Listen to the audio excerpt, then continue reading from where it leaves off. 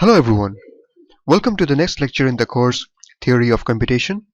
In the last lecture, we have seen an introduction about the course Theory of Computation, and in this lecture we will be studying about some of the prerequisites, that is some of the basic important things that you need to know before starting with our finite state machine. Alright, so let's get started. So in this lecture we will be studying about some terms like symbol, alphabet, string, language, and even some more that would follow. We will study what this means and what they are used for. Okay, so let's start with symbol. So what is a symbol? Anything like A, B, C, 0, 1, 2, 3, anything like this used to represent something is known as a symbol. It could be anything like A, B, C, 0, 1, 2, 3, and so on. That is a very simple and the most basic part of it. And let's come to the second one, alphabet. An alphabet is denoted by sigma, and an alphabet is a collection of symbols. A collection of symbols denoted by sigma is known as alphabets. Okay, so we can take some examples. Some examples would be, we can say A, B, C. It's a collection of two symbols A and B, or we could even have more like D, E, F, G. The collection of these four symbols also could be an alphabet, or we could even have numbers like 0, 1, 2, and so on.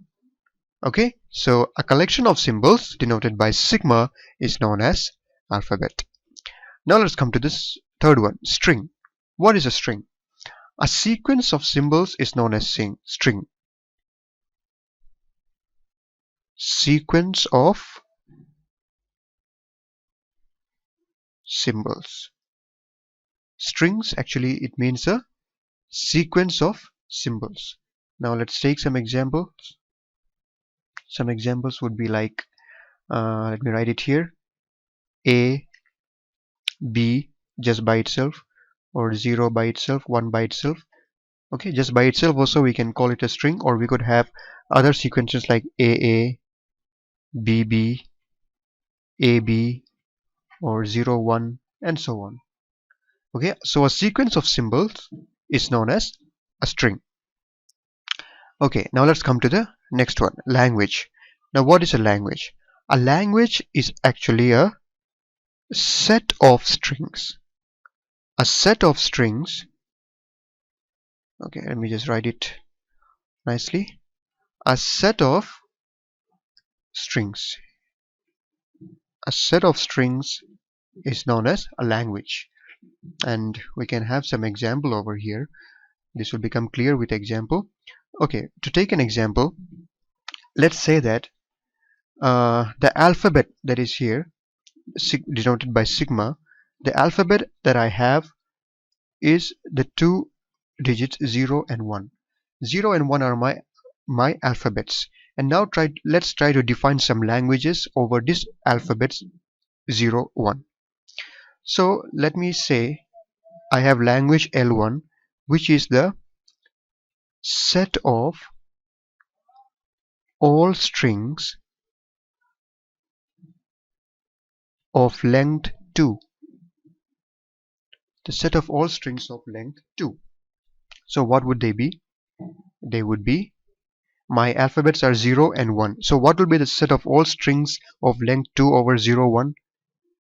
0, 0, 0, 1, 1, 0, and 1, 1. So these are the set of all strings of length 2 over the alphabets 0 and 1. Now let's take another example, L2. Now L2 is the set of all strings of length 3. Set of all strings of length 3. Now what would this be? My alphabets are 0 and 1. So what would be the set of all strings of length 3? I guess you have already thought about it.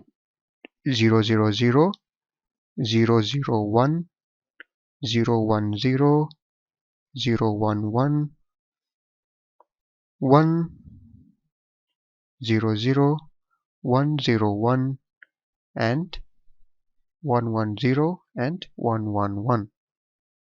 So these are the set of all strings of length 3 over the alphabets 0 and 1. Okay, now let me take another example over here, which will be L3. L3 will be the set of all strings of, okay, let us say that it is the set of all strings that begin with 0. The set of all strings which begins with 0 is L3. So my alphabet sets are still 0 and 1. So what would they be? They would be like 0 0 0 0 1 0 0 0 0 0 1 0 1 0 0 1 1 and 0 0 0 0, and it goes on. This is actually an infinite set. So the two examples that we took here, L1 and L2, these two, L1 and L2, they are finite sets. They are finite sets. Why? Because they have finite number of elements. Here we have 4 elements, here we had 8 elements. But this L3 is a infinite set. It is an infinite language. Why? Because this goes on, this does not end. There are infinite number of elements in this set. So I think by taking these examples L1, L2 and L3 over these alphabets 0 and 1, the concept of language became clear to us. So language are a set of strings over some alphabets. Okay, so I hope that was clear. Now the next thing that we need to discuss is known as powers of sigma. Powers of sigma. So this is the next thing that we will be discussing.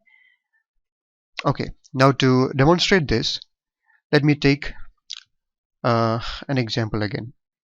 Suppose my alphabet set is again 0 1. My alphabet sigma is 0 1. Now I'm going to define the powers of sigma. So first of all, let me define sigma power 0. Now what is sigma power 0? Sigma power 0 is the set of all strings of length 0. This is equal to the set of all strings of length 0. Now what would this be? I would denote this using sigma power 0, and this is denoted by a special symbol called epsilon. This epsilon is used to denote the set of all strings of length 0 denoted by sigma power 0. So remember that epsilon means it is the set of all strings of length 0. Okay, so that was about a set of all strings of length 0. Now let us come to the next one, sigma power 1. I think you have already guessed what it is. Sigma power 1 is a set of all strings of length 1. Now what would that be? That is sigma power 1 is equal to, what would that be? 0 and 1. The set of all strings of length 1 are 0 and 1. Here 0, the length of this is just 1, and the length of this one is also just 1. So all the set of strings of length 1 is sigma power 1. Okay, so the next one is sigma power 2, which is a set of all strings of length 2. So what would they be? Sigma power 2, I hope you have already guessed it.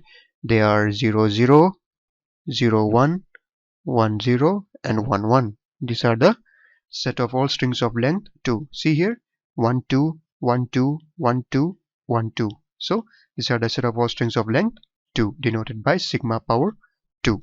And then the next one is sigma power 3, which is the set of all strings of length 3. Okay, so what would they be? I know you must have guessed it. They are 0 0 0 0 0 1 0 1 0 0 1 1 1 0 0 1 0 1 1 1 0 and 1 1 1. So these are the set of all strings of length 3. See, there are 3 1 2 3 1 2 3 1 2 3 and so on. So these are all the sets of strings of length 3 denoted by sigma power 3. And then it goes on like that, and then it comes to sigma power n. Sigma power n is the set of all strings of length. What would be the length? What would be the length? The length would be n. Sigma power n would be the set of all strings of length n. Okay, so that was about the powers of sigma. Sigma power 1 2 3 up to n. So the next term that we need to discuss is known as cardinality. Cardinality. So I hope some of you may already know what is the meaning of cardinality. Cardinality, actually, it means the number of elements in a set. Number of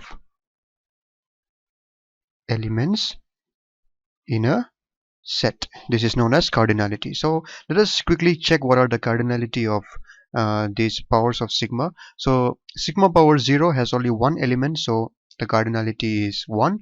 And in sigma power 1 there are two elements, 1 2, so the cardinality is 2. And for sigma power 2 it is 4, 1 2 3 4.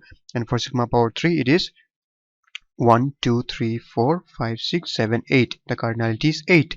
And what about sigma power n? In sigma power n it is a set of all strings of length n. So what would be the cardinality? The cardinality of sigma power n would be, the cardinality of sigma power n would be 2 power n, right? So this is the formula that is followed for the cardinality if the alphabet is over 2 digits, just 0 and 1. So for the sigma power n, the cardinality is 2 power n. Okay, so let's come to the last term that we need to discuss, that is sigma star.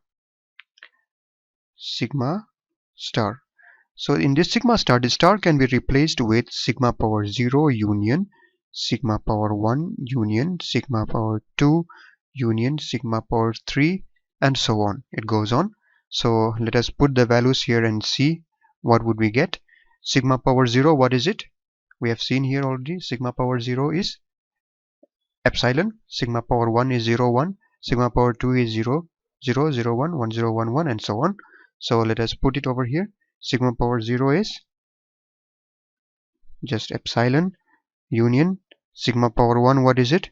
It is 0 1 union sigma power 2 is 0 0 0 1 1 0 and 1 1, and union sigma power 3, we know it is this one. So it goes on like this.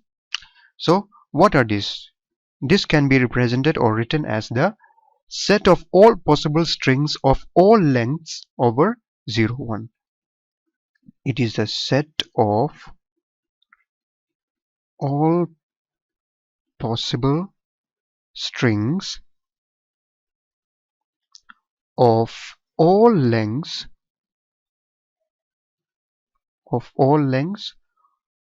over what alphabet?